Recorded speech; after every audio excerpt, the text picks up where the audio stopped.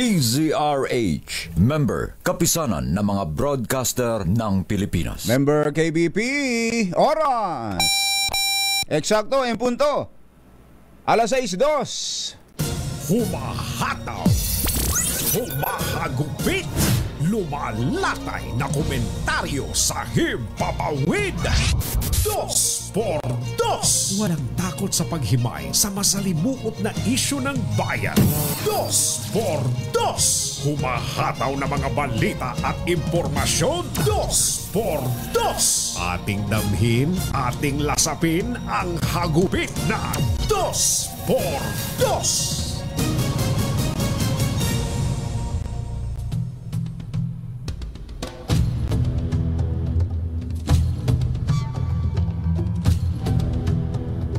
Nagrekomenda na ng voluntary repatriation ang Department of Foreign Affairs para sa mga Pilipinong naiipit sa bakbakan sa Gaza Strip. Ito po ay makaraang magpasya ang Department of Foreign Affairs na ilagay sa Crisis Alert Level 3 ang sitwasyon sa nabanggit na war zone area. Ginawa ng ahensyang hakbang matapos tiyakin ng AFP ang kahandaang ilikas ang mga Pilipino sa Israel o umalalay sa humanitarian mission gamit ang military aircraft. Batay sa record, nasa 30,000 ang mga Pilipino sa Israel habang aabot sa 137 ang nasa Gaza kung saan nangyayari ang matinding sagupaan ng Israeli forces at grupong Hamas. Isyu ng bayan, ng katotohanan. 2x2. Pag maitim ang balak, magtago ka na. 2x2. Si Jerry at si Anthony, narito na. 2x2. Hahataw ng todo, urado ka. 2x2. Dala nila 2x2. Walang sinasamba pale, maniwala ka. 2x2. Hataw ng gusto ito, umasa ka. 2x2. 2x2.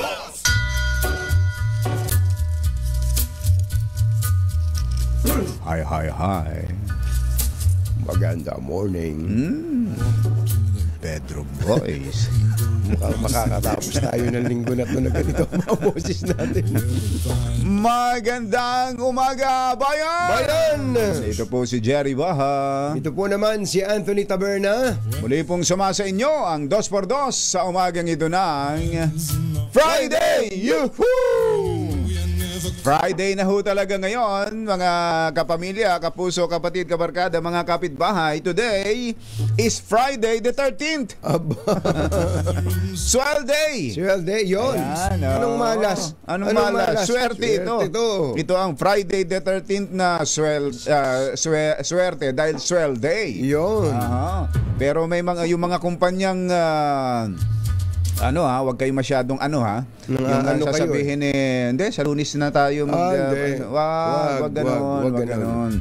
Inaasahan yan. Ibigay nyo na. Saka, ibigay nyo rin lang Gaya nga nung nabanggit nating kumbatsero, hindi naman kasama yung araw na ito sa kwenta ng sweldo May cut-off yan Ang cut-off niyan ng sweldo ng 15 agis yung iba.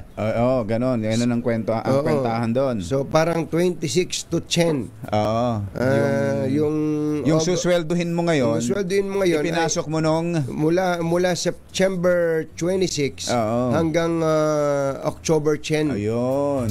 So ibigay na. Ibigay na para everybody happy. Ayan. Kayong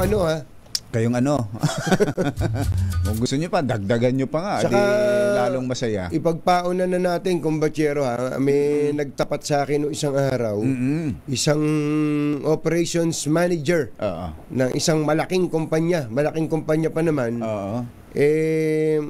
Umiiyak daw yung mga empleyado dahil January na kumakuha yung kanilang 13th month pay. Ano ba naman yung Sabi ko, malaking natagurian pang malaking kumpanya? May mga franchising ito. Ganon? May mga franchising to. Tapos, Ano ba naman yan? January na raw. Ano ba naman yan? Sabi ko, nagbigay ka pa ng 13th month kung January. Sabi ko, hindi ba nila alam ang nakalagay sa batas? Oo. Ano yan nakalagay Nasa sa batas batas? yan. December... Honor before. December 24. Oo, dapat naibigay na yan. Kaya yung mga... Nasa batas ang 13th month pay. May certain number kung ng number of employees. So kapag andong pasok ka na doon, yun, required ka na. Huwag kayo ha. Ay bigay nyo. Sumuko kayo kay Big Time Bernard. Total ang mga Pilipino ay andyan naman at likas ang kasipagan at pagmamalasakit sa trabaho. Naalala mo yung OFW sa Israel? Yung sa Israel, yun nga babanggitin ko kung Bachero. Doon sa mga hindi pa nakabalita noon, ipinakita ng mga kababayan nating mga nagtatrabaho bilang mga caregivers ang pagmamalasakit hindi lang sa kanilang trabaho kundi doon sa kanilang pinaglilingkuran. Totoo. Yan ang mga Pilipino. Totoo. Kung mahal sa trabaho at magmalasakit sa tao. Kaya po yan ay kinilala ng Israeli government. Ang sabi ho nila unbelievable humanity. Ibang klase. Totoo, kumbachero. Yun hong ginawa ng isang Pilipina basahin nga natin caregiver. yung kumbachero. Sige. Yung post o tweet nung deputy mayor ng Jerusalem. Oo. Oo. At may picture pa ni Angeline Si Angeline Aguirre. Ni Angeline Aguirre. Sabi niya, Angeline was a nurse from the Philippines. Si Angeline ay isang nurse mula sa Pilipinas who was caring for her elderly patient. na nag-aalaga sa kanyang may edad na pasyente. Nira, yung pangalan Si ng Nira, pasyente niya. On Kibbutz Kfar, Gaza. Ayun, yun yung lugar. Oo. Despite having a chance to flee the Hamas terror attacks, Sa kabila ng siya may pagkakataong tumakas at iwanan ang kanyang pasyente, si Angeline showed unbelievable humanity ayun, and loyalty by remaining Nira's side during the violence, resulting in both of them being brutally murdered by Hamas. Mas pinili pa raw ni Angeline na isuong ang kanyang buhay para dun sa kanyang inaalaga ang pasyente. Kaya ang sabi niya, kumbachero, unimaginable honor in the face of evil. Ayun, tinan mo na.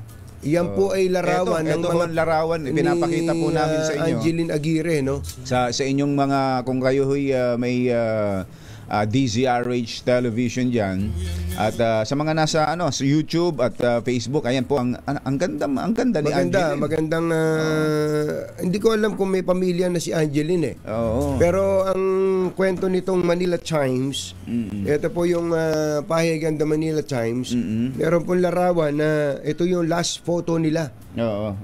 Noong October 6. Kumbachero. Nito lang. Kasama niya nung Biyernes yung kanyang kapatid na si Jenica at mga kamag-anak na nagtatrabaho din sa Israel. Andun pala sila lahat. Kaya parang tuwing Friday, meron silang, kasi sa Israel, Friday Biyernes yata yung parang linggo nila.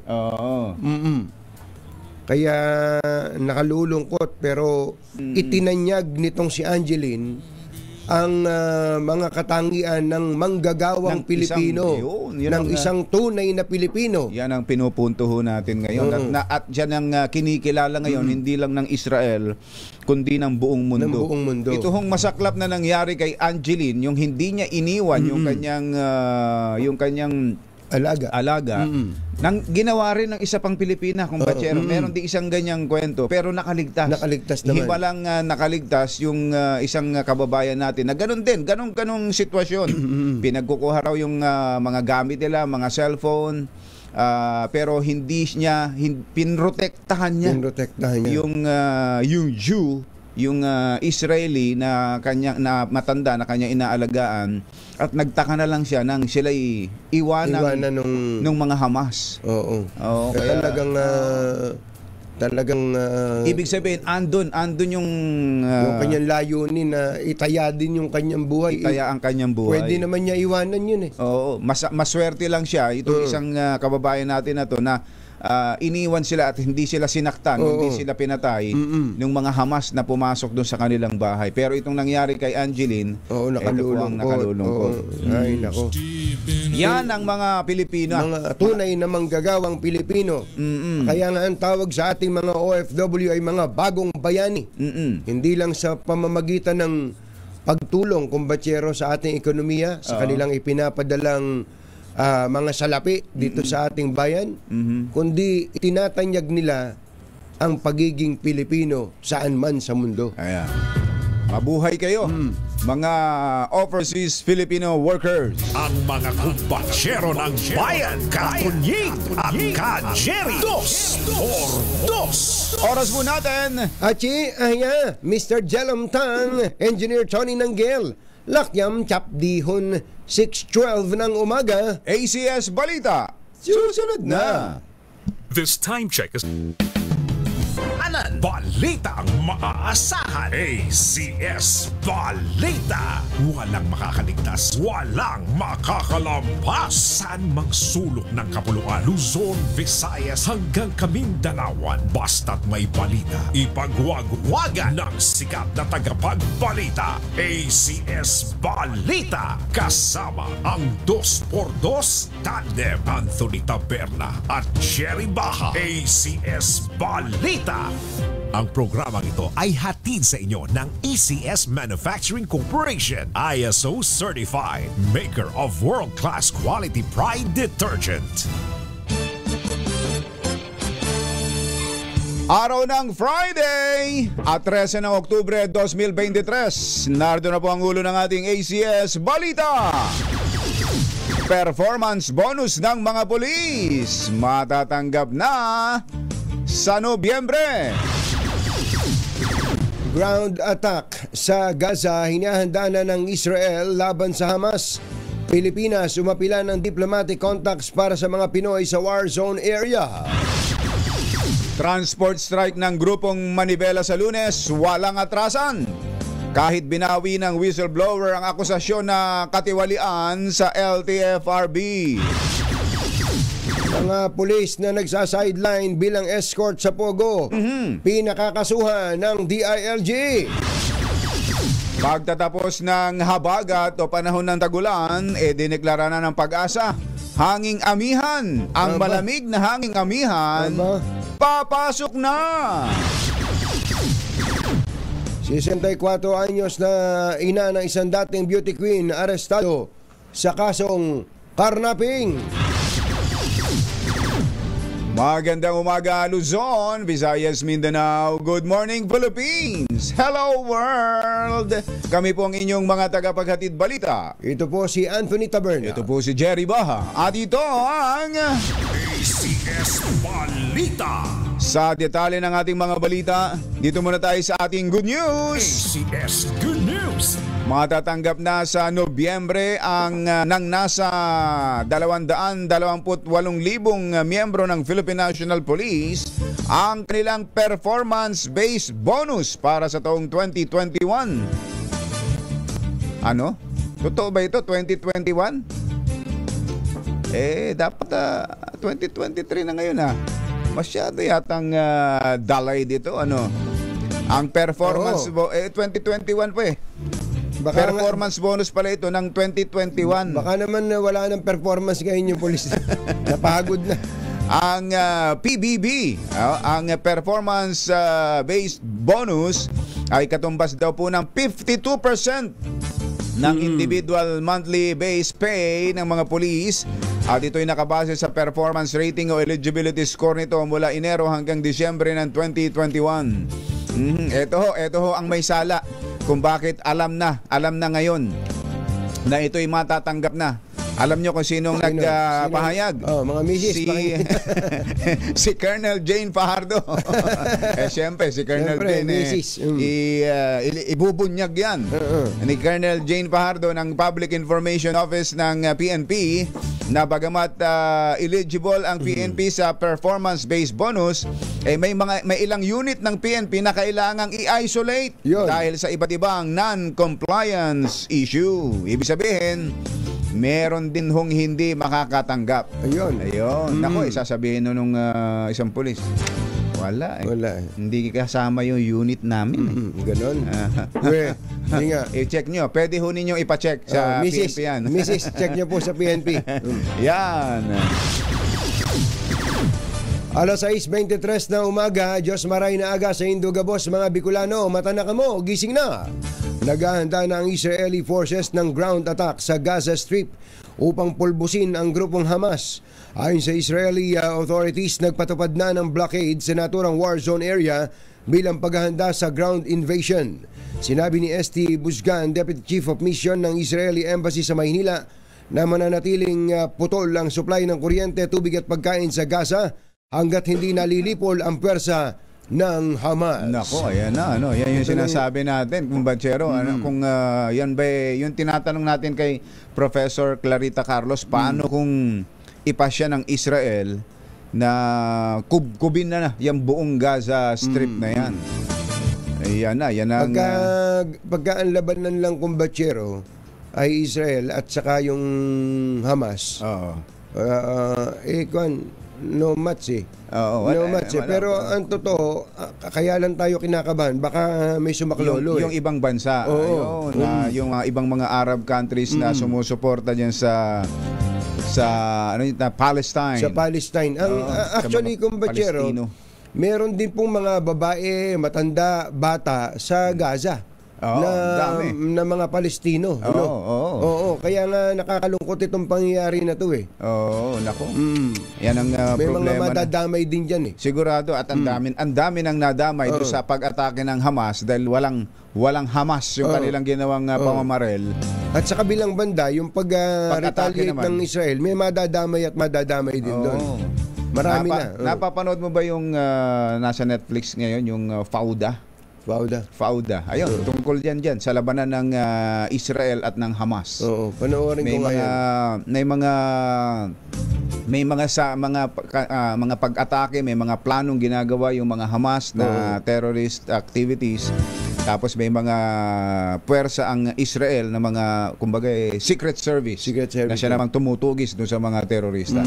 Hanggang sa puntong yung isang Hamas nakipag-tie up na sa ISIS. Yun ang problema. Yun ang problema talaga. At ang problema rin, merong yung organisasyon doon sa palabas na yon, merong ibang miyembro ng Hamas na may sariling diskarte, tumitira, pumapatay ng walang basbas ng leadership. Yun nga Yun ang problema pagka terorismo na eh. Ayun, pag gano'n na nangyari. Pero dito, sa nangyari ngayon sa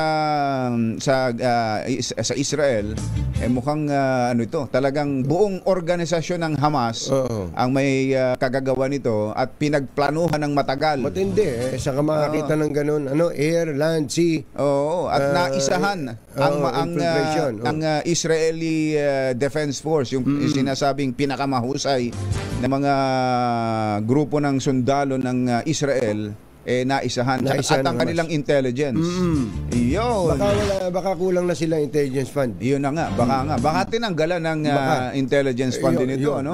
Alas 6:26 ang ating oras. Naimbag na bigat kada kayo amin na po. Agreeing kayo. Gising na. Umaapila ang Pilipinas ng diplomatic contacts para sa mga Pinoy na naiipit ng bakbakan sa Gaza. Sinabi ni Foreign Affairs Undersecretary Eduardo de la Vega na layunin ng hakbang na magkaroon ng access ang pamahalaan sa mga kababayan na gusto nang lumikas. Ginawa ng opisyal ang pahayag matapos i-rekomenda ang voluntary repatriation ng mga Pinoy sa Gaza alinsunod sa pagdedeklara ng Alert Level 3 sa nabanggit na lugar. Dumating na sa bansa kagabi ang mahigit 50 Pilipino agriculture students mula sa Israel. Lumapag ang eroplanong sinakyan ng mga ito sa NAIA, kung saan sila sinalubong ng kanilang mga pamilya. Ang mga estudyanteng nakauwi sa gitna ng giyera ay mula sa Askelon, Israel. 9 na kilometro lamang ang layo mula sa Gaza. Alas 6:27 ang ating oras. Sa iba pa nating mga balita, tuloy ang transport strike ng grupong Manibela sa Lunes. Ito ang dineklara ni Manibela President Mar Valbuena sa kabila ng pagbawi ng testimonya ng whistleblower na nagbunyag ng katiwalian sa LTFRB. Ayon kay Valbuena, bukod sa pagkondena sa korupsyon, ang ikakasang tigil pasada ay sa Lunes ay bilang protesta na rin sa itinakdang deadline para sa phase-out ng traditional jeepney na ito ay sa buwan na ng Disyembre. Itutuloy pa rin ng Senado ang planong imbestigahan ng alegasyong katiwalian sa LTFRB kahit kumambyo ang whistleblower na si Jeff Tumbado. Ayon kay Senador Coco Pimentel, ito'y kung walang seryosong sisilip sa akusasyon ng dating bagman na si Jeff Tumbado laban kay suspended LTFRB Chairman Teofilo Guadis III. Sinabi naman ni Senator Grace Poe, ang pinuno ng Senate Committee on Public Services, na hindi siya kumbinsido sa pag-atras ni Tumbado. Bakit daw ito tumambling? Ang Ben Tumbling ay si Lito Lapid. Bakit ito natumba? Bakit si Tumbado? Oo. Kinwestiyon niya ang pag-atras ni Tumbado sa kanyang aligasyon. Naniniwala si Senator Poe na dapat ay makasuhan si Tumbado. At kaduda-duda rin daw ang dahilan kung bakit niya binawi ang kanyang aligasyon isang araw matapos siyang mag-press con. Ayun, yun na nga sinasabi natin. Alas 6:29 ang ating oras. Ang sabi pa ni Senator Grace Poe, hindi pa pala tapos. May karugtong pa pala. Kung may usok, malamang may nasusunog. May investigasyon yata ang Senado dyan. Ito na to. Pagka daw kan nag-imbestiga na ba sila o yan ay statement lang? Statement lang. Ang sabi niya kung Bachero, poprotektahan daw ng Senado ang mga whistleblower para hindi tumatumbling. Ayun. Yun hindi pa tinutubig, tumambling na eh. Oo nga. Paano mo poprotektahan yun? Yun ang problema. Eto naman, posibleng magkaroon muli ng panibagong rollback sa presyo ng mga produktong petrolyo sa susunod na linggo. Yehey! Yehey! Ayon kay Department of Energy Oil Industry Management Bureau Director Rino Abad, ang pagtaya ay base sa presyuhan sa world market. Gate niya, hindi dapat na mangamba ang publiko dahil hindi apektado ng giyera sa Israel at Hamas ang supply ng langis sa Pilipinas. Karaniwan na niyang kumukuha ng crudo ang bansa sa Saudi Arabia at Qatar. Pinigil ng Sugar Regulatory Administration ang pag-release sa merkado ng 150,000 metric tons ng imported na asukal. Ginawa ng SRA ang hakbang sa layunin na maproteksyonan ang lokal na produksyon ng asukal habang panahon ng anihan. Dahil hindi muna magiging available sa consumers ang imported sugar, inaasahan na hindi pa babagsak ng gusto ang farm gate price ng nasabing produkto. Susunod! Tito Bo!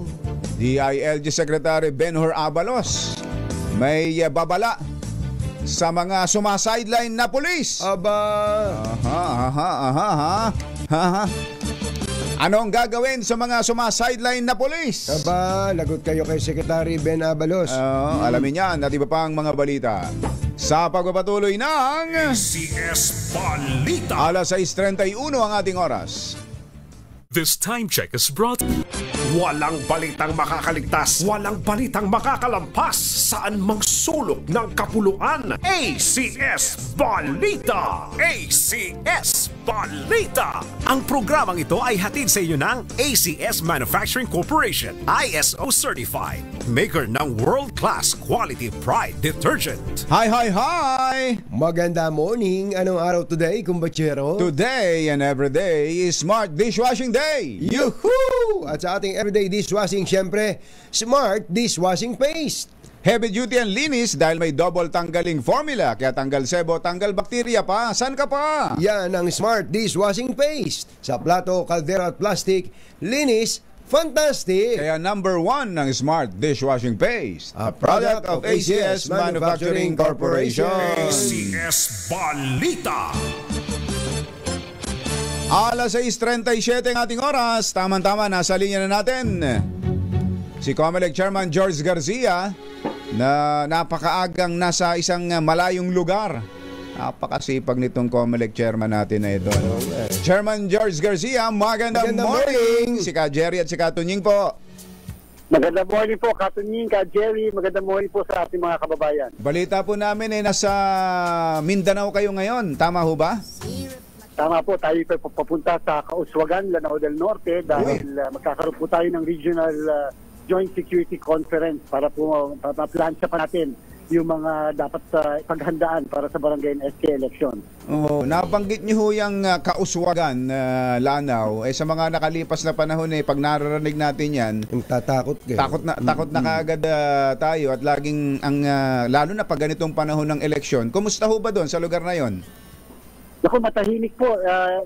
Actually po, ngayon kahit dito sa Bangsamoro, yan po yung mga lugar na mga matatahimik. Mga ilan lang yung mapipili mong mga barangays po talaga na under red category. Pero yung katulad halimbawa sa Sulu, alam niyo po ba sa Sulu wala halos labanan po doon ang mga kandidato at talaga pong wala nang nasa red category doon. Kasama na rin po ang Tawi-Tawi. So natutuwa naman po tayo dahil kahit paano at least mukhang nagbabago niya ang ano, lalo na patungkol sa eleksyon dito po sa Bangsamoro.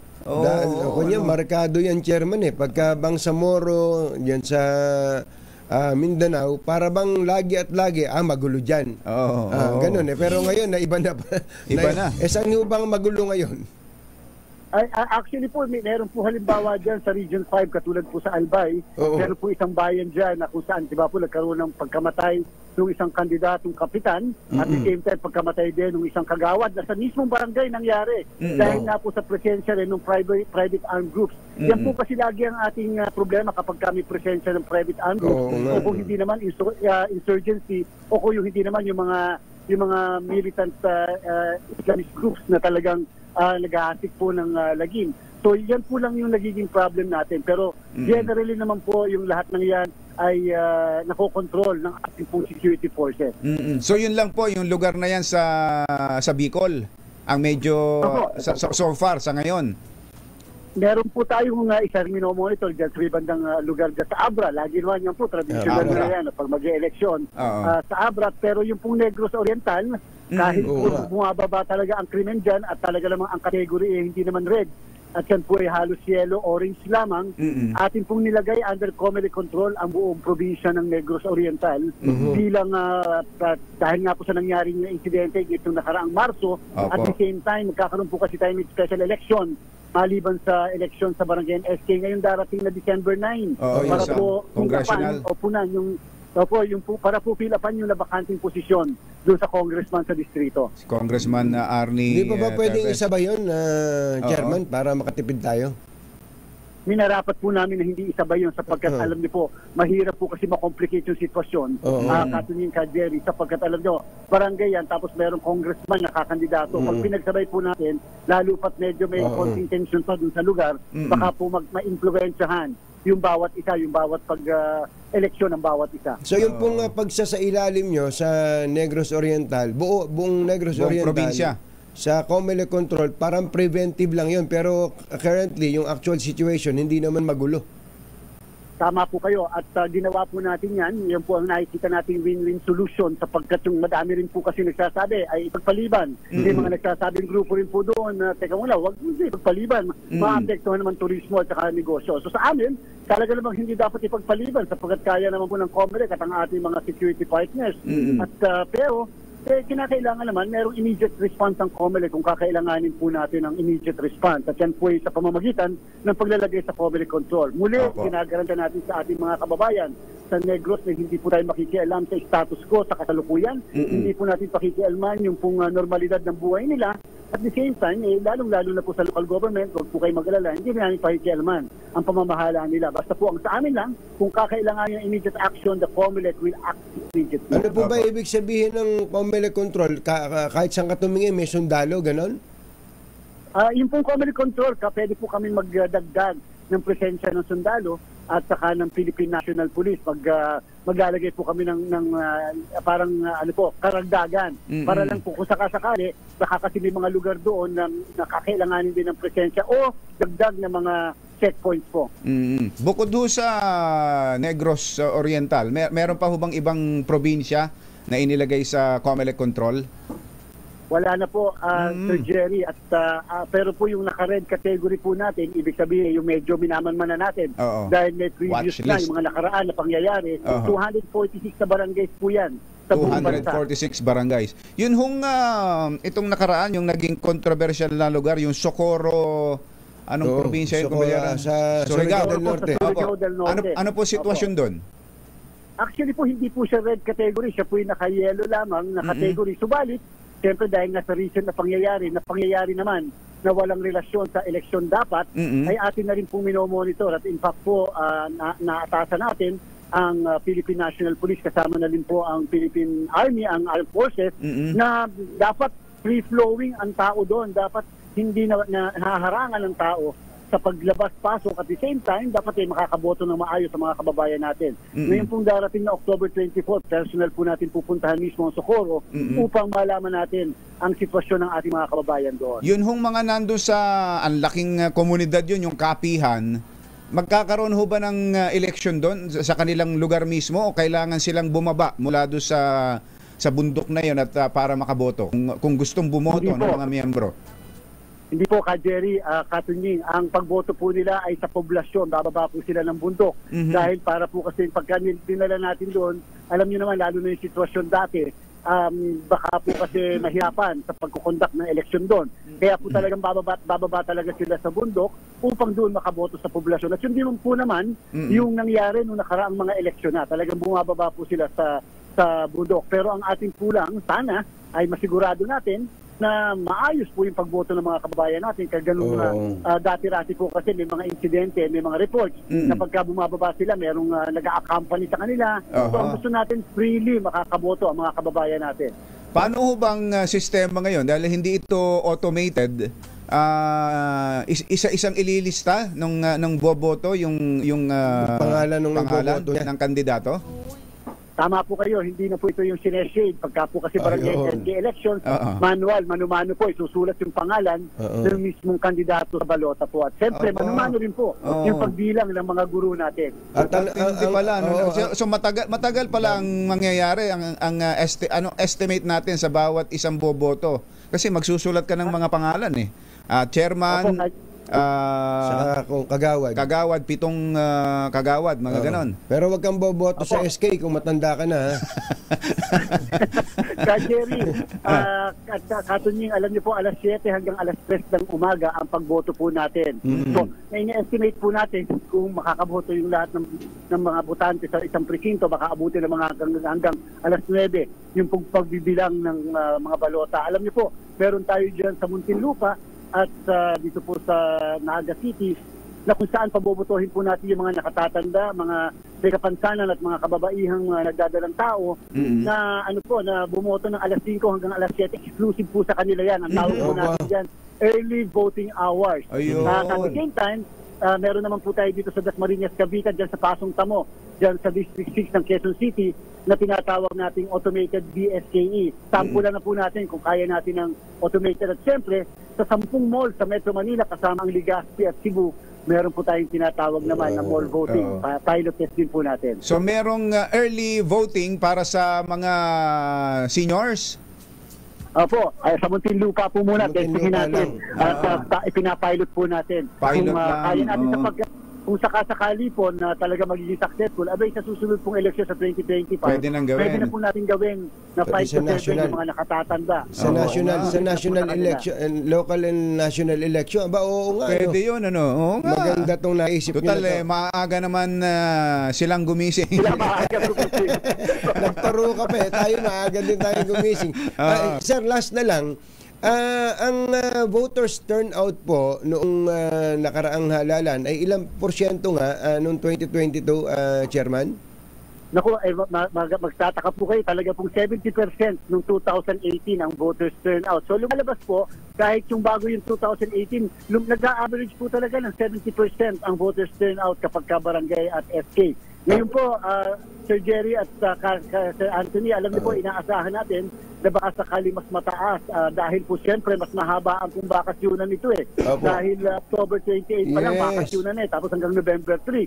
So, hopefully po, uuwi yung mga kababayan natin para makaboto. Hindi, actually ang gusto mas mataas pala talaga pagka barangay elections at ngayon ina-expect nyo mas mataas pa. Ang gusto ko sana maging point of reference ay yung local and national election. Noong 2022, ilang percent ng yung voters turnout, gusto lang nating malaman kung mas interesado ba ang tao sa barangay election kaysa sa paghahalal ng senador o kay presidente.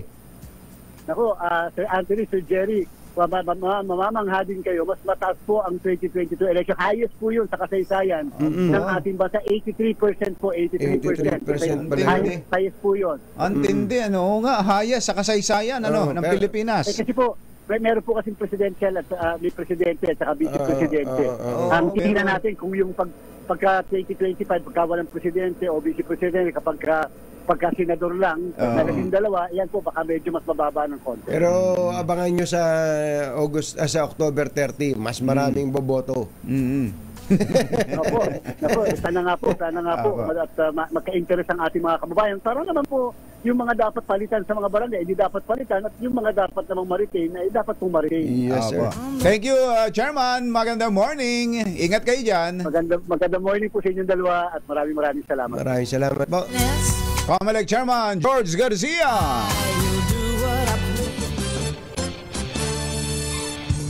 Ay, sandali. Meron tayong nagmamadaling Flash Report.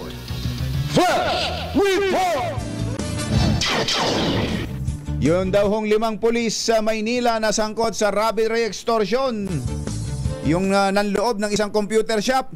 Nako, may desisyon na. Dinismiss na. Sibak na. Abangan ang detalye mula kay RH5 Val Gonzalez. Flash Report. Nagatid ng kabuuan ng ating ACS Balita. Ito po si Jerry Baha. Ito po naman si Anthony Taberna.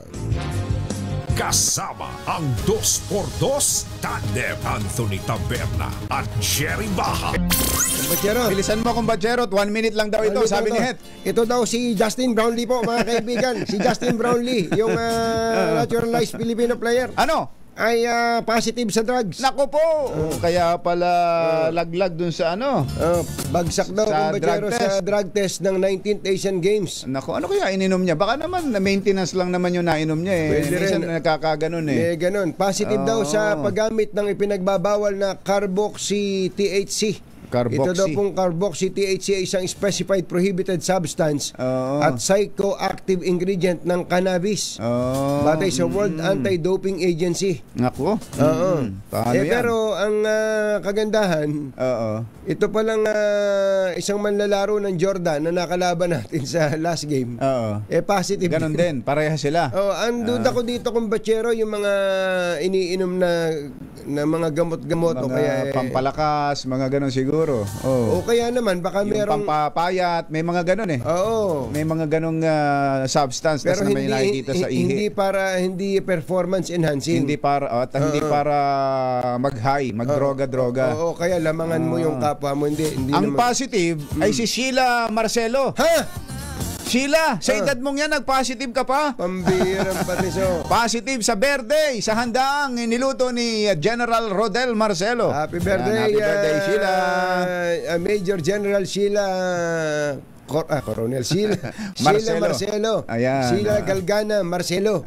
Antabayan nyo po ang follow-up report, ang detalye sa report ni Val Gonzalez tungkol dito sa mga polis Maynila at itong mga polis na sumasideline. Nako, may babala sa inyo si Secretary Ben-Hur Abalos. Het, take it away. Namang tao lang ang takot sa dalawang to. Kaya kung maitim ang balak, Magtago ka na! Anthony Taberna, Jerry Baha, 2x2.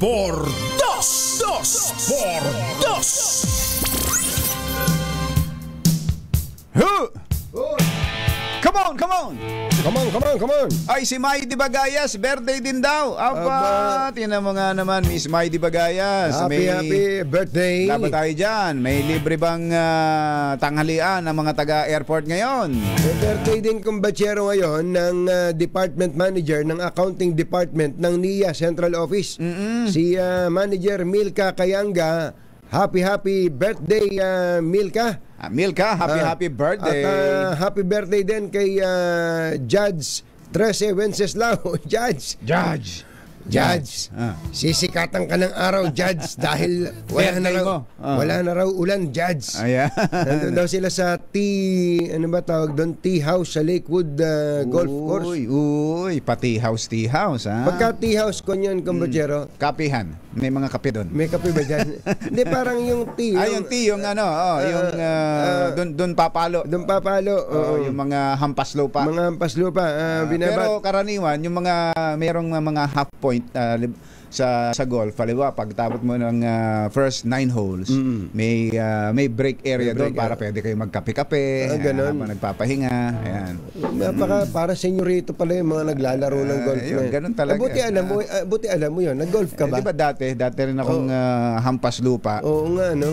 Kaya lang, sabi nga ni Joel Reyes Zobel dati, yan ay mga laro ng mga ogag. Papaluin mo, tapos habulin mo. Hanapin mo.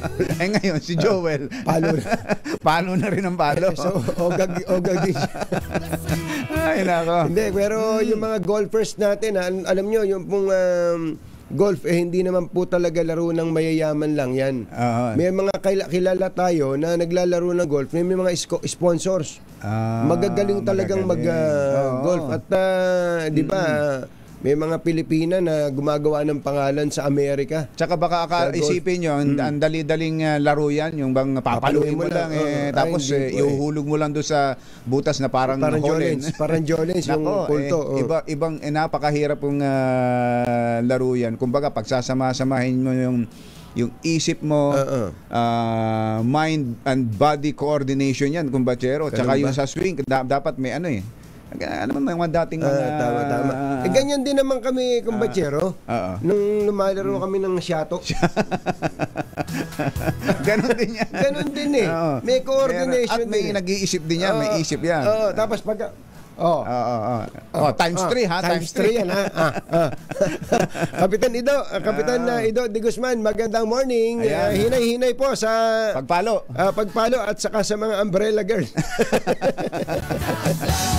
Kumusta nyo kami kay Engineer Tony Nanggel? Ayan. At saka kay Colonel Moy Pagaduan. Ayan. Kumusta ba yung binibisita mo laging Aulo Dam? Pinakita sa akin kung batsero yung picture.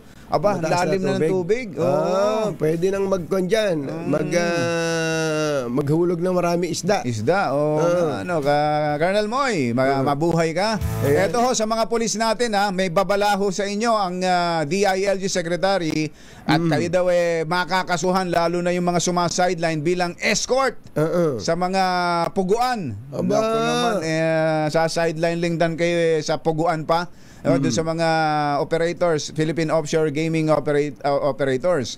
Binigyan din po ni Secretary Ben-Hur na ang nabanggit na aktibidad ay hindi otorisado at ang mga susumusuway ay siguradong isasalang kaagad sa Internal Affairs Service ng PNP. Ayan, kaya kung malaki ang kita, malaki rin ang balik sa inyo. Talaga. Malaki ang hataw sa inyo, magiging hataw sa inyo kung kayo sumasideline sa mga puguan na yan. Sabi nito si Agent Renz 008. Totoo yan. Why I know? Dahil nag-work ako sa legit Pogo 7 years. Ni-escort nila yung mataas sa posisyon na may dalang maraming pera at malaki kasi ang bigay. Nako, baka may mga wang-wang pa yan kapag bibiyahe kompleto pa sa hagad at nako. Ayan na ha. Winarningan na kayo, may warning na kayo. Eto pa, yung 5 pulis Maynila na nanloob sa isang computer shop. Eto, sinibak na. RH5 Val Gonzales. Come in, Val!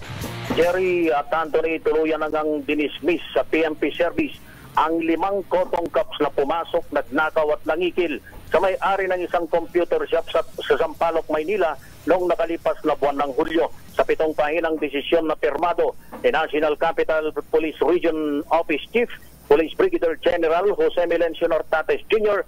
guilty sa mga kasong serious irregularities in the performance of duty, grave misconduct, and conduct unbecoming of a police officer ang 5 mga pulis.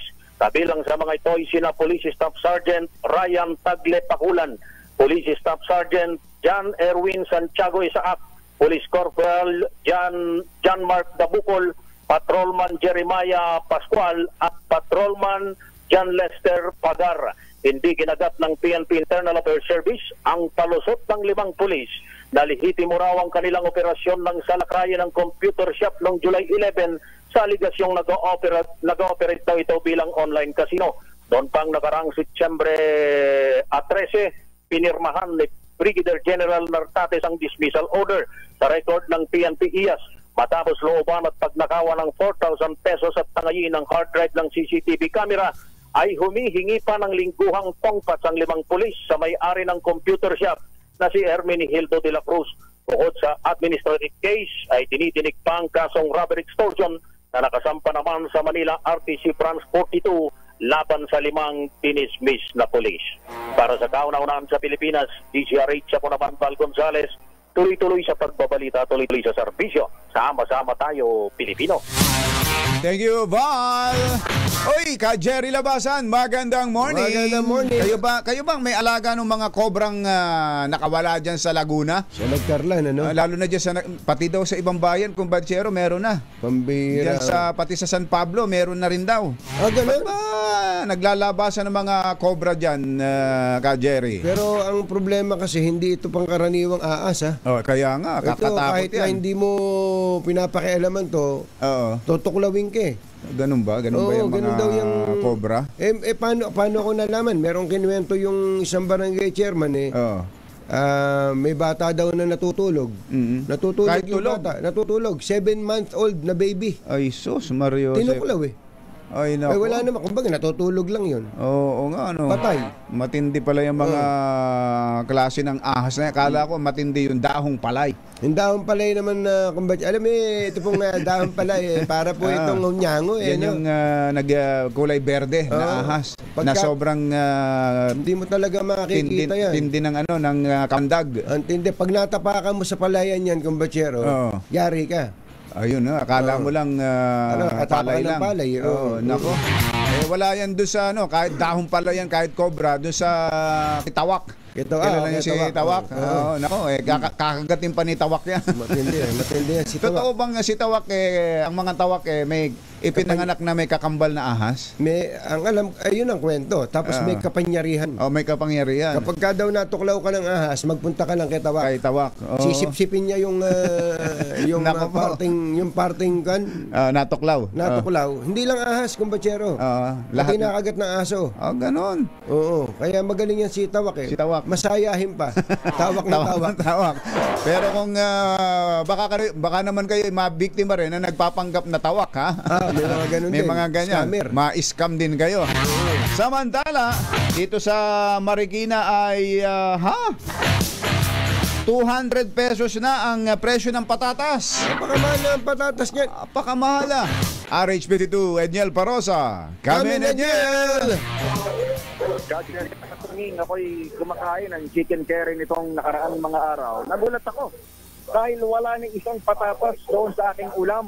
Kung sitahin ko yung nagtitinda sa karinderyang, sabi ba naman sa akin, yung patatas na kamaulang ng sanggol, 37 na raw yung tingian kada isang karaso. Kaya tayo nagpunta rito ngayon sa ating grabe, chicken curry yung in-order mo. Chicken curry in-order ko. Hindi ka pinagalitan. Yan nga, puro chicken binigay ko sa iyo Hindi ko na nga nilagyan ng patatas. Nilagyan ko ng patatas. May reklamo ka pa. Malungkot pag walang patatas sa Jet. Ganun ba? Pagpunta ko rito ngayon sa Marikina Public Market, siya nga nakumpirma natin na wala nang higit 100 pesos na per kilo ng patatas dito sa lungsod ng Marikina. Ang sinasabi ng mga tindera ay tunan pa lamang sa Jer Katunying, 200 na per kilo yung kanilang kuha doon sa mga patatas na nagmahal umano Ponsod pa noong sunod-sunod na bagyo nitong kalagitnaan ng taon at kakulangan umano ng supply ayon doon sa kanilang mga pinagkukuhaan. Dito sa pwesto ng EGMC Vegetable Store, sabi ng mga tindera na hindi raw ganito ka-Jared Katining yung sitwasyon noong nakaraang magdi-December dahil kung matatandaan natin, sibuyas naman pagdilit mo ng presyo. Pero sa ngayon ay naglalaro na sa 220 to 240 pesos ang kanilang benta ang per kilo nitong patatas. Sa isa namang stall ng gulayan dito sa Marikina, sa Teresitas, pinasi ng tindera na hindi na sila kumukuha ng patatas dahil doon sa mahal ng kuha o mahal ng puhunan. Lugi sila at umaaray daw yung kanilang mga mamimili. Kaya ibang gulay na lamang yung kanilang inilalako sa kanilang pwesto. So ang tinignan natin yung bantay presyo monitoring ng Department of Agriculture. Pinakamura na nga yung 170 pesos per kilo pagdating sa white potatoes. Pero dito sa Marikina City Public Market, wala nang less than 200 pesos ng per kilo ng patata. Teka muna, yan bang patatas na yan, local lang yan o imported? Local to, Katuning, dahil ang unang rason nga ng tinatanong ko dito, bagyo pa raw. Bagyo yung itinuturo ng kanilang pinagkukuhaan at nagkukulang daw ng supply. Kaya ang dami pa namang requirement ng patatas ngayon. Halimbawa, pumunta ka sa McDo, hindi ba may patatas dyan?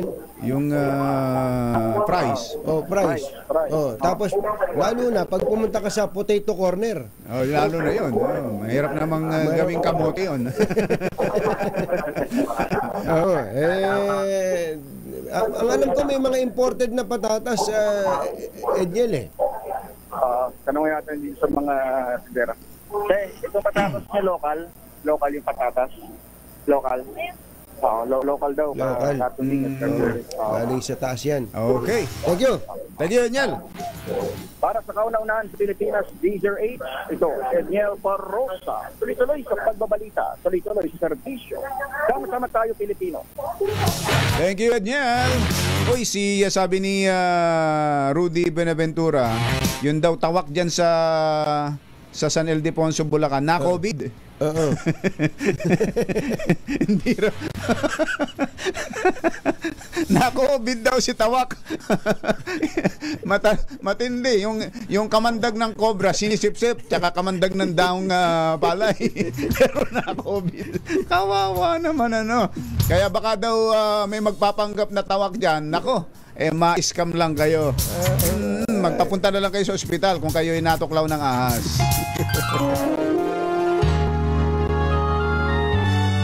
Kauna-unahan sa Pilipinas. NBC Manila Broadcasting Company. DZRH. Member, kapisanan ng mga broadcaster ng Pilipinas. Member KBP, oras! Kapopoy, eksakto en punto. 15 minuto na makalipas ang 7:00 ng umaga.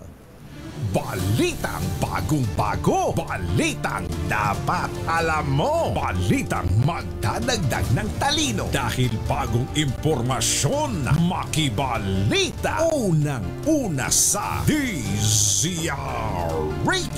Pangunahing balita. Kasama ang 2x2 tandem nina Anthony Taberna at Jerry Baha. Araw ng Friday, Swell Day. Friday the 13th at 13 na Oktubre 2023. Narito na po ang ulo ng ating mga pangunahing balita. Unang batch ng mga Pinoy na uuwi sa bansa mula sa Israel darating sa Lunes. Alert level 3 sa Gaza ay dineklara ng Pilipinas. Voluntary repatriation ng mga Pinoy sa war zone inirekomenda. Dating Pangulong Rodrigo Duterte planong kasuhan dahil sa pagbabanta o dahil sa death threat sa isang mambabatas. Puwersa ng Navy sa West Philippine Sea pinalakas, isang pangbarkong pandigma pinadala doon.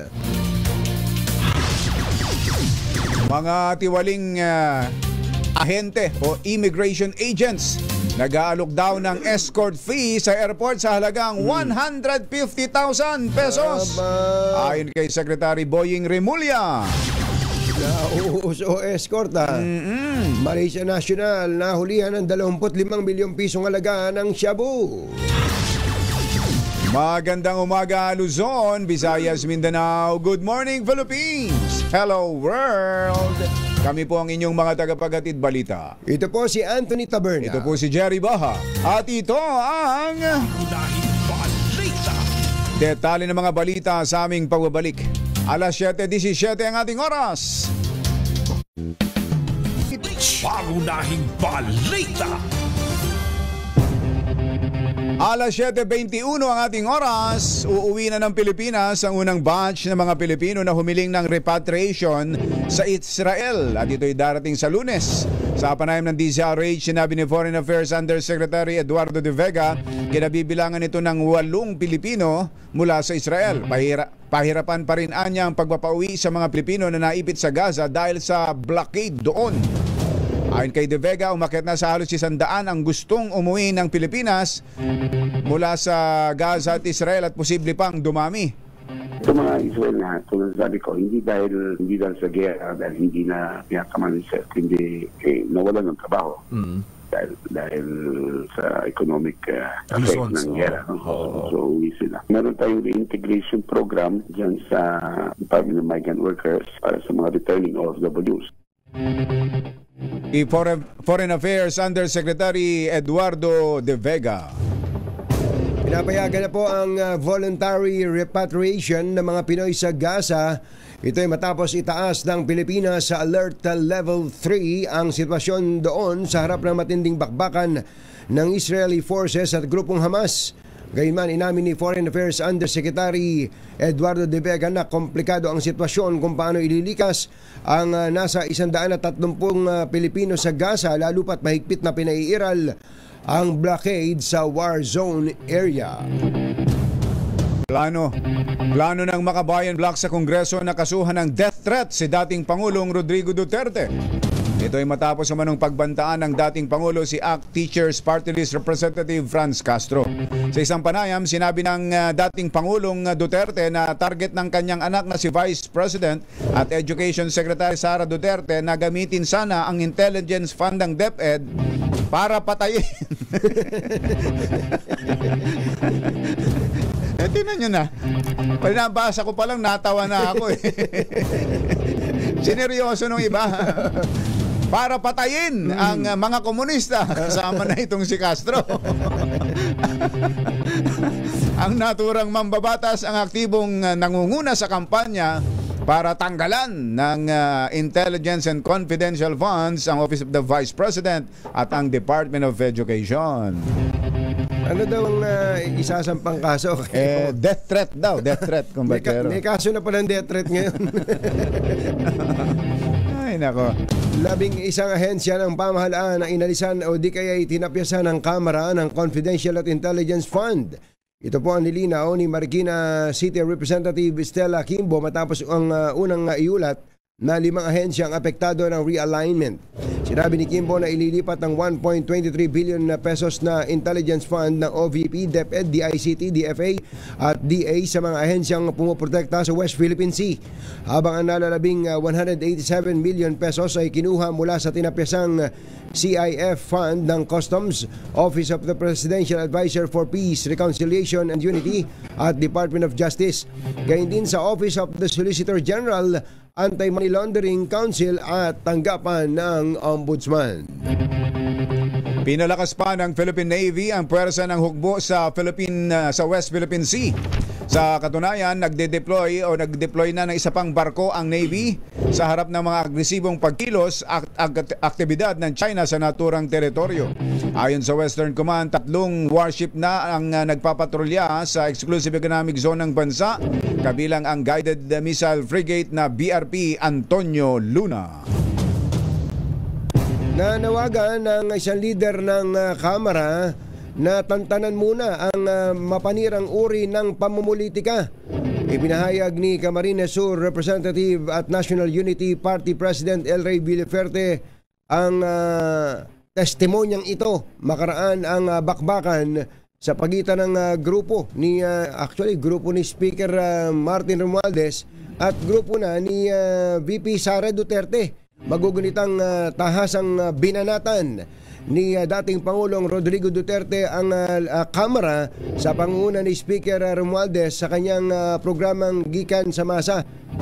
Sinabi ni Villafuerte na umaagaw ang maaga at mapinirang pamumulitika sa atensyon na dapat ituon ng pamahalaan sa problema ng bansa gaya ng mataas na presyo ng produktong petrolyo at epekto nito sa ekonomiya.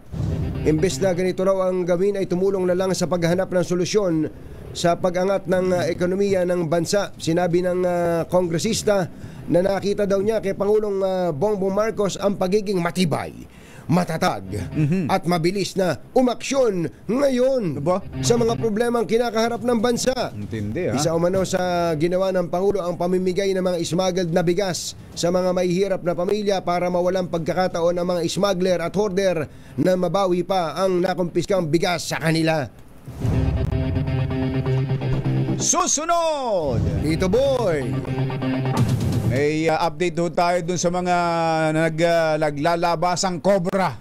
Ayan. Diyan sa ilang bayan sa Laguna. So hindi lang ito Malalaman sa natin. Nagkarlan ha, hindi lang sa Nagkarlan. Mukhang pati sa ibang bayan meron na rin na kumbatsero. Bakit kaya ano? Ano kaya ito? Nagkakataon lang o meron kaya silang nararamdaman kaya naglalabasan ganyan ng mga cobra? O baka naman kumbatsero ang kanilang natural habitat nabulabog na dahil pinagtayuan na ng bahay ng mga kababayan natin. Pwede rin. At ano ang ginagawa sa mga nahuhuling cobra? Ayan. Ito ba ay kaldereta? Yan ba parang sawa rin na adobo? Ina-adobo? At meron pa. Ang ilan daw pong mga ilang mga celebrity ay napagbibibiktima ng mga scammer. Nako.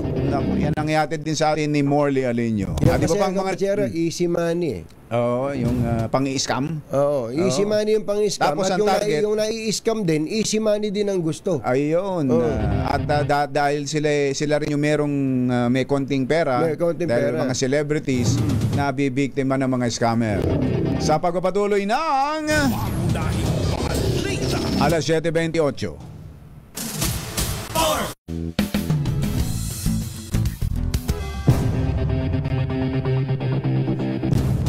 Posibleng magkaroon muli ng panibagong rollback sa presyo ng mga produktong petrolyo sa susunod na linggo. Ayon kay Department of Energy Oil Industry Management Bureau Director Rino Abad, ang pagtaya ay base sa presyuhan sa world market. Hindi niya dapat na mangamba ang publiko dahil hindi apektado ng giyera sa Israel at Hamas terrorist group ang supply ng langis sa Pilipinas dahil karaniwang kumukuha ng krudong bansa sa Saudi Arabia at Qatar. Tatlong opisyal ng Department of Agriculture ang kakasuhan ng administratibo ng Department of Justice. Administratibo lang pala to? Ito dahil sa pagkakasangkot nila sa ilang negosyante sa isyu ng onion smuggling noong December 2022 dahilan upang sumirit ang presyo ng sibuyas. Tinukoy ni Justice Secretary Jesus Crispin Rimulya ang mga opisyal na kanilang kakasuhan na sina Suspended Agriculture Assistant Secretary Christine Evangelista, Bureau of Plant Industry OIC Glenn Panganiban. Hindi ba ito yung lagi nating na-interview? Si Director Glenn Panganiban at Agribusiness and Marketing Assistant Service OIC Junibert Desagon. Kasong paglabag sa anti-graft law, criminal yun. Yun ang criminal. Criminal yun. At revised administrative code ang isasampa ng DOJ. Ayun ang administrative. Ayun ang administrative. Ayos naman pala. Kompleto naman pala. Ayos naman pala yun.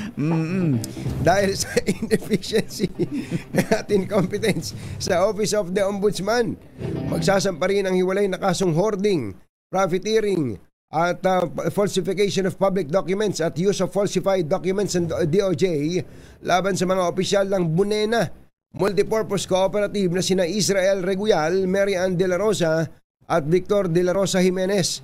Tiwala si Rimulya na malakas at marami ang ebidensyang nakalap ng DOJ Prosecution Panel para kasuhan sa korte ang mga naturang individual at ilang negosyante.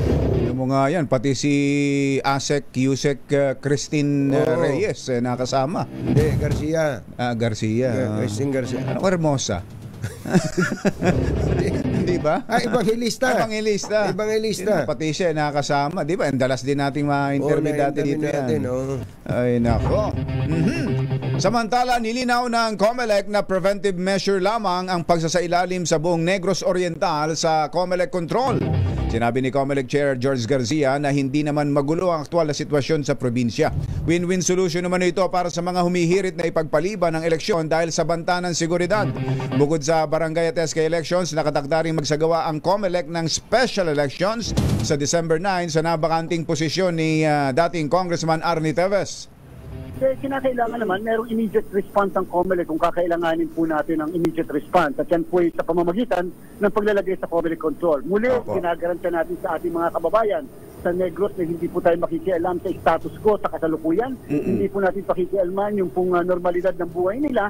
At the same time, lalong-lalo na po sa local government, huwag po kayo mag-alala, hindi namin pakikialaman ang pamamahala nila. Basta po ang sa amin lang, kung kakailanganin ng immediate action, the COMELEC will act immediately. Si COMELEC Chairman George Garcia. Nag-aalok daw po ng escort services ang mga tiwaling ahente ng immigration sa airport sa halagang 150,000 pesos. Ayon kay Justice Secretary Jesus Crispin Remulla, partikular na ino-offer ang serbisyo sa mga blacklisted na pasahero na pumapasok at lumalabas ng Pilipinas. Sinabi ng kalihim na hindi pa niya nakakausap si Immigration Commissioner Norman Tansinco kaugnay sa pagsigla ng escort services. Tinan mo nga naman itong si Secretary, naikwento na sa atin, hindi pa nakakausap yung commissioner. Totoo ba ito, Ramel? Hindi pa daw niya nakakausap si Immigration Commissioner Norman Tansinco kaugnay sa pagsigla ng escort services sa airport. Subalit isang Deputy Commissioner ng BI ang kanyang nakaugnayan tungkol sa iba pang issue sa kanilang opisina. Ayaw niya sigurong kausapin si Commissioner. Ay, bakit kaya? Kasi ang kinausap niya yung Deputy bakit kaya? May issue ba? May issue ba? Secretary? Oo. Kahit naman kailan mo siguro tawagan yung Commissioner. Under mo yun. Under niya, pupunta sa kanya yun. Secretary, ba't mo naman kinausap yung Deputy, yung Commissioner, hindi mo kinausap? Nga natin. Sinets kitets. Ayan. 7:35 ang ating oras. Nagbabaga pa rin ng mga pangunahing balita. Pangunahing balita. This time checks sa DZRH. Pangunahing balita. 7:41 ang ating oras. Kuha tayo ng update mula dyan sa Nagcarlan, Laguna. Bakit ba naglalabasan ng mga ang kutakot-takot na kobra? Si Ani Magsino, ang head ng MDRRMO ng Nagcarlan. Miss Ani, magandang morning! Si Ka Jerry at si Ka Tunying po ito. Magandang umaga po sa inyong lahat. Apo, ano pong update natin na may naisip na ba kayo, may napagtanto na kayong dahilan kung bakit ganyang naglalabasan ng mga kobra sa inyong lugar? Bali po noong nakaraang taon na simula pong naobserbahan yung mga ahas po na ito, nagkaroon po ng malaking pagbaha doon sa ilog na malapit po doon sa barangay po nila. So ang duda po ng mga tao ay maaaring na-istorbo ng kanilang tirahan. Nabulabo. Kaya umakyat po sila. Opo. Nabulabo. Gano'n nakarami ang nahuli at ilan ang naapektuhan dyan sa inyong lugar? May isang bata po na biktima at may mga ilan pong nakagat na rin po na hindi naman po sila namatay. May mga ilan, hindi naman po lubhang marami na parang normal lang po na daming nakikita. So maaari pong dulot na rin po ng climate change. Nagbabago po yung panahon at siguro naghahanap po sila ng lugar na maaaring tirhan nila na komportable sila. May mga natuklaw na ho pala. May isang bata po na biktima. Namatay? Noong last year, opo. Mga bandang November pa last year. Ilang taon ho yung bata? parang 12 years 12 years old. 7 or 8. Oho. 7 or 8 years old. Ano yun? May provocation ba, kumbaga? Kaya siya tinuklaw? Natutulog daw po yung bata ayon po doon sa ina. Ito po yung na-picture din po sa ito pala yung binabanggit na hindi pala 7-month-old kumbachero. 7 years old.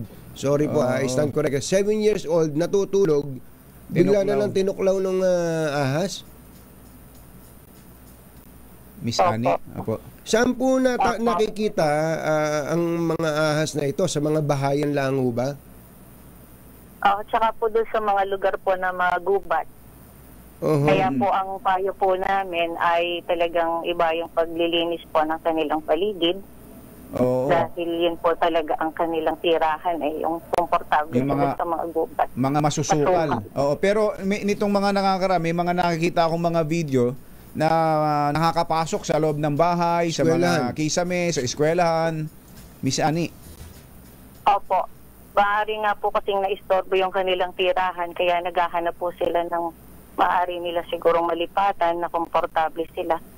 Madalas na rin po kasi ang ulan dito sa aming lugar, so siguro ay nalalamigan sila o nababasa sila, kaya pumapasok po sila sa mga bahayan. Ma'am Annie, ano pong klase ng ahas nung pinag-uusapan natin? May na-invite po kami na expert po from UPLB at ang identification po is parang Philippine Cobra. Philippine Cobra. Mabagsik daw ho ba kamandag niyang Philippine Cobra? Opo, poisonous po siya. Pero hindi ba ang sinasabi nila Ma'am Annie, kumbachero, ang ahas daw kapag hindi mo naman hindi mo naman natapakan o sinasadya, hindi ka naman tutuklawin. Ito raw po bang cobra?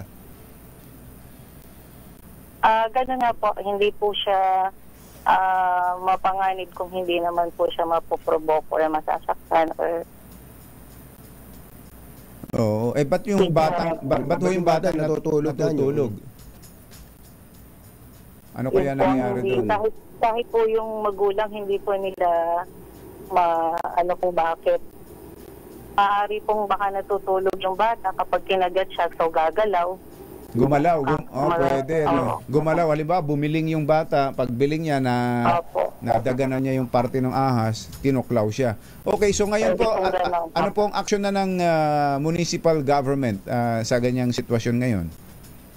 Opo, nagkaroon po kami nag-imbita nga po kami ng expert po dito para po mapayuhan yung mga residente. In-invite po namin yung mga barangay officials po na kung saan nakikita po yung mga ahas po na ito. Gayon din po kami, yung mga staff po namin sa RHU, yung sa aming municipal health office, pati po yung staff po ng aming public hospital. Para po mabigyan kami ng kaalaman kung ano yung mga pwedeng gawin na initial po na gagawin kung sakali po na may makita kami, may matuklaw po ng ahas. So naturuan po kami. Ano pong advice sa mga natutuklaw ng ahas o ng cobra? Meron ho ba kayong mga tawak diyan sa inyong bayan? Ano po yung tawag? Sorry po. So hindi nyo alam. Hindi nyo alam kung ano yung tawak. Ano? Yung halaman na pang ano po. Hindi po. Ito po yung tawak hindi po halaman. Tao po ito eh. Tao ba to? Sabihin yung magaling daw sa ahas na may kapangyarihan sa ahas. May kakambal na ahas.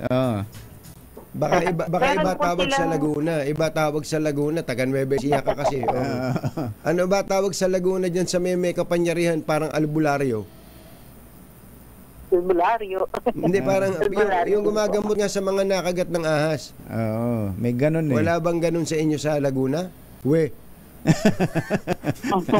Ang marami sa kanila espasol. Saka buko pie. Saka kwan, meron kayong sikat dyan sa Nagcarlan yung mga chips, kumbachero, yung kamote, yung kasaba chips. Kasaba chips. Ay, sarap dyan sa Nagcarlan. Teka muna, ilang barangay po ang apektado dyan sa inyong bayan na itong mga ahas na ito? Opo. Meron pong 3 barangay na naka-obserba po sila. Ito po last year pa. Pero lately parang may nakuhanan din po na isa pang barangay na malapit din po doon. Sa mga 4 pong barangay ito. 4 or 5 barangay. Doon po sa mga nahuli, ano po ang ginagawa ninyo uli? Opo, kami po yung naka-experience, may nagpa-rescue po sa amin ng sawa naman po ito. Pero tinurn over po namin ito dun sa Animal Rescue Center ng DNR po sa Palawan, Laguna. Opo, buti po kinlaro nyo kasi iba dyan, yung mga manginginom medyo umiilaw ang mata dyan. Pulutan, pulutan. Ina-advise po ba na ano po bang bilin sa mga makakahuli ng mga cobra na yan? Nagpalabas na po kami ng anunsyo through our PIO, Public Information Office, na kung meron po silang makita, mahuli, ipagbigay alam po sa aming tanggapan, at yun po ay ating ita-turn over sa rescue center po. May reward ho ba? May reward po ba kayo dyan? May reward ho ba? Bibigyan ng banana chips. Incentive through certificate of recognition siguro. Appreciation sa kanila pong ginagawa. May certificate tsaka isang supot ng banana chips. Ng banana chips. Pwede. Kasaba chips. Malapit lang sa munisipyo yung pinuntahan namin pagawaan ng banana chips yan. Salamat po, Ate Ani. Ma'am Ani Magsino. Thank you po. Kumusta po kay Mayor? Sabihin nyo kay Mayor, makikipaghuntahan lang naman kami. Thank you po. Sige po, thank you po. Bye po. Si Miss Ani. Asa na Sherwin? Nawala. Ani Magsino. Si Miss Ani Magsino, ang MDRRMO ng Nagcarlan, Laguna. Mga nangunguna at mga bagong balita sa DZRH. Pangunahing balita. Ay Morley, bukas ka na ha. Naku, medyo ginahol tayo sa oras. Dahil nag-follow up tayo dito sa mga naglipa ng ahas dyan sa Laguna. Inanunsyo po ng DOST pag-asa ang pagtatapos ng Southwest Monsoon o habagat season. Kasunod dito ng naobserbahan na paghina ng habagat sa nakalipas na mga araw. Ito po naman si Makati Mayor Abby Binay ay sineselebrate ng mga taga-Makati, mga Makatisens dahil ito pala ay binigyan ng pagkilala ng United Nations. Sinabi po ni UN Secretary General Antonio Guterres sa isang liham na naniniwala daw siya na si Mayor Abby Binay ay puno-puno ng katalinuhan at kahusayan. Parang campaign manager itong si UN Secretary General Antonio Guterres. Puno daw ng katalinuhan at kahusayan sa larangan ng multi-level governance na maaaring makatulong sa pag-localize at pag-alay ng mga pagkilos para sa makamit ang sustainable development goals. Si Mayor Abby pala ang kaisa-isang alkalde mula dito sa Pilipinas na pinarangalan ng ganyan. Matindi ang UN Secretary General sa si Antonio Guterres. Hindi Gutierrez Guterres. Congratulations Mayor Abby. Pangunahing balita sa kalusugan. Nadiskubre po sa isang pag-aaral sa Amerika na may superbug bacteria sa mga soda fountain sa mga fast food restaurant. 41% umano ang kontaminado ng coliform bacteria ang mga water dispense mula sa soda fountains, senyales ng water impurity. Kabilang sa nakitang deadliest superbug germs ay antibiotic resistant at Pseudomonas aeruginosa. Takot-takot na mga bacteria ito. Jejuni, Listeria, Salmonella at E. coli. Nakitaan din ng disease-causing germs ang 80% ng swabs mula sa taps ng soda fountains, 50% sa restaurant tap water at 20% sa water vending machine. Sa ibayong dagat, mahigit 338,000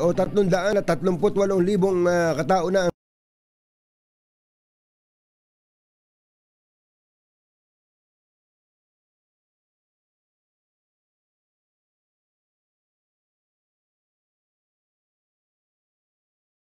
Taginit tagulan, pabago-bago, change of season. Baka may mga kailangan na rin kayong i-change sa inyong mga bahay. Buti na lang may bubong na maasahan. Gawa sa state-of-the-art technology. May aluminum na. May pintura pa. Now available na rin sa pre-painted tiles pan. Kaya para sa eleganting bubong na matibay na makulay pa, mag-Cherry Loom pre-painted ka na. Nabura ko yung kan. Wala nga pala akong Viber. Nahack yung Viber ko eh. Ano nawala? Yung babasahin mo. Nandito na po ang all-new Cherry Tiggo 5X Pro Hybrid. Ang pinakabagong hybrid vehicle na makakasama mo sa pang-araw-araw na biyahe ng barkada o ng pamilya. Galing. Yan. Fuel efficient, 6.6 sa features na swak sa katulad mong naghahanap ng sasakyang pangmalakasan ng dating. Safe at panalo sa advanced functionality. Meron po itong 1.5 liter turbocharged engine at 48 volt hybrid system na nagpapababa sa fuel consumption mo. O, di ba? Ang mahal-mahal ng gasolina. Talaga. Sigurado ka dito dahil meron din itong 6 na airbags, full LED lights at double row daytime running lights, tulong para sa mas ligtas na pagbabiyahe. Yan. Kaya kung gusto mo nang masubukan ang all-new Cherry Tiggo 5X Pro Hybrid, ano kailangan? Mag-test drive, punta lang sa mga dealers ng Cherry Tiggo nationwide o kaya magpunta sa cherryauto.ph. Iyon. Ay, Kachak Talay, congratulations sa I-Spy Detectives and Investigators. Hinirang daw ng PNP bilang 2023 Best Private Detective of the Year. Aba, galing ano. Pwede ba kaming I-Spy, ha? Pwede bang mapamanmanan ko yung isang opisyal ng gobyerno sa'yo? Pwede mo naman gawin yun? Yung panayang hugas lang ng sasakyan? Yung hugas lang ng sasakyan. Tapos tingnan mo nga kung bakit ka-check talay, baka pwedeng pakitingnan mo bakit bumaligtad tong testigo. Oo nga, ano. Oo, tingnan mo nga kung ano nangyari. Oo, pasubaybayan natin sa mga detectives ng I-Spy. Ayan, ha. Happy birthday kay Mrs. Tenny Mercado. Ay, Ma'am Tenny, happy birthday. Ang misis ni Engineer Carlos John Mercado. Happy birthday. Happy birthday at happy birthday din kay Leah Vicas. Happy 20th birthday today. Ay, Kuyang Els Bartolome and Kuyang Nick Bartolome, sila daw ay nag-almusal, pandesal na isinasawsaw lang sa kape. Ayo. Ayan. At ngayong araw na to, binabati lang natin dahil birthday ngayon, 14th birthday ni Rocco Antonio Taberna. Ay, si Rocco, gwapong-gwapo. Poging, tangkad na. Mula nung natuli, tumangkad. Oo nga, ano, ganun ba talaga? Iba talaga. Boss Alan, birthday mo naman sa October 15, no? Patuli ka na. Uy, happy birthday, Boss Alan. Tsaka bukas, birthday ni Marivic Larazabal. Bukas nga pala, no? Ateng Marivic, happy birthday. Sa mga magbe-birthday, happy birthday sa inyo. Hindi man kami makarating ni Kumbachero, ikain nyo na lang po kami. Ayan. And dahil weekend, spend this weekend with your family. Bye! Happy weekend! Damdaming bayan! Susunod na!